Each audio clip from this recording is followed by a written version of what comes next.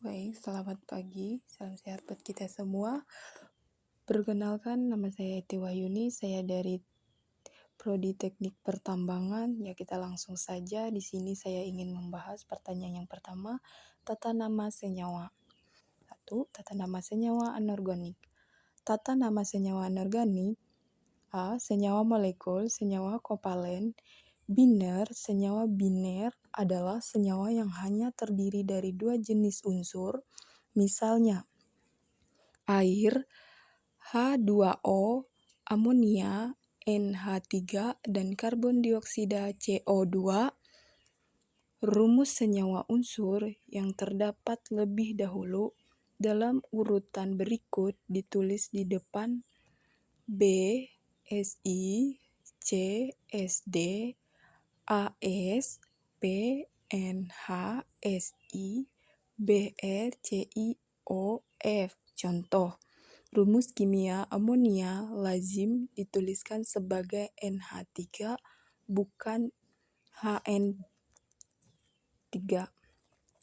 A. Senyawa molekul.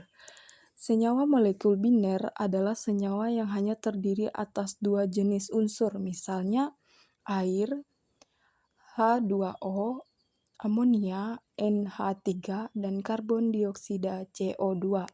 Namun, senyawa kovalen biner adalah rangkaian nama kedua jenis unsur-unsur.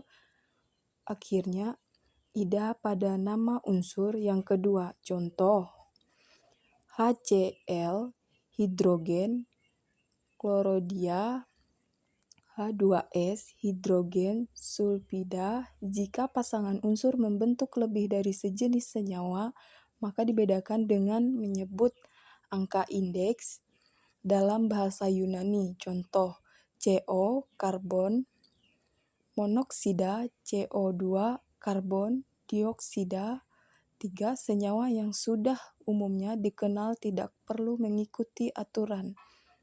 Di contoh, H2O, air, CH4, metan. Pertanyaan yang kedua, langkah menyatarakan reaksi kimia. Identifikasi setiap elemen yang ditemukan dalam persamaan.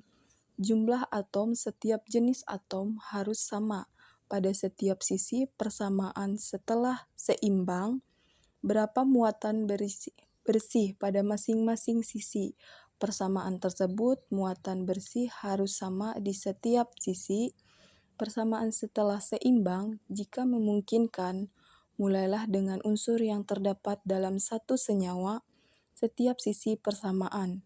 Ubah koefisien angka di depan senyawa atau molekul, sehingga jumlah atom suatu unsur sama di setiap sisi persamaan.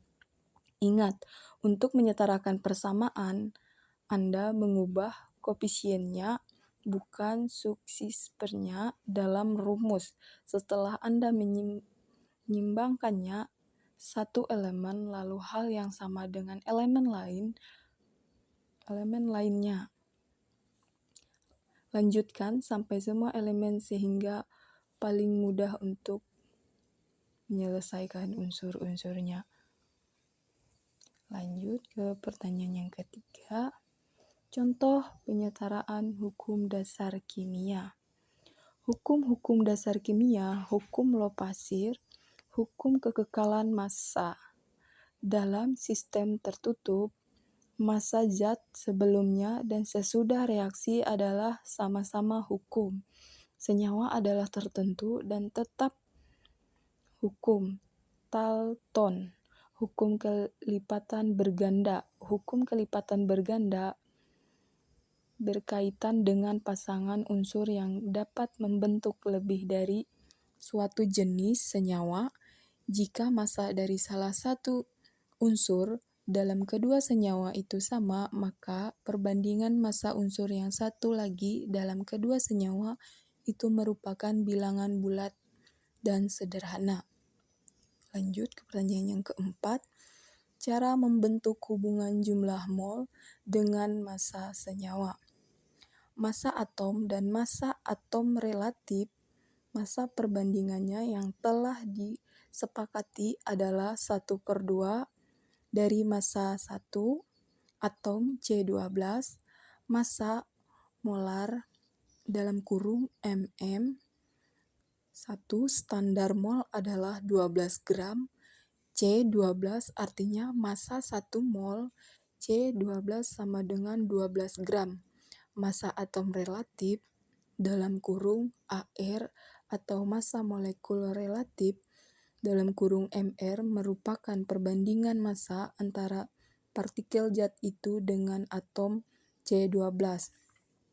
A, unsur X sama dengan massa rata-rata satu atom unsur X, 12 massa atom C12 A, unsur X sama dengan massa rata-rata satu atom unsur X, 1 sama massa rata-rata satu atom unsur X sama dengan A, unsur X dikali 1 sama M sama dengan N kali M sama dengan massa,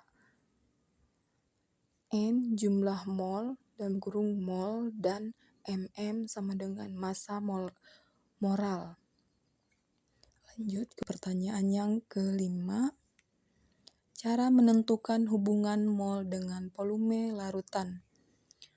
Hubungan volume gas dengan mol secara umum ditunjukkan oleh suatu persamaan yang biasanya dikenal sebagai persamaan gas ideal. Misalnya volume gas dari 4,4 gram dari CO2 dalam keadaan STP adalah 2,24 liter karena 4,4 gram CO2 berarti berjumlah 0,1 mol sehingga volumenya 1,1 dikali 22,4 sama dengan 2,24 liter.